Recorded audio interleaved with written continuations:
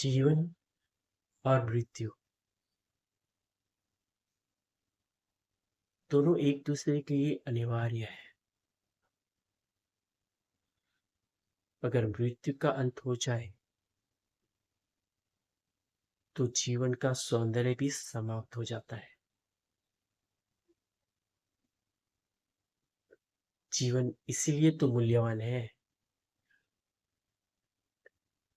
क्योंकि इसका अंत एक दिन तय है। अगर पूरा दिन प्रकाश ही छाया रहे,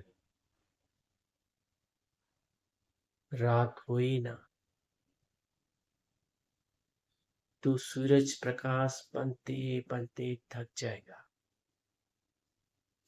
और हमारी आंखें जागते जागते थक जाएगी। इसीलिए मृत्यु अनिवार्य है।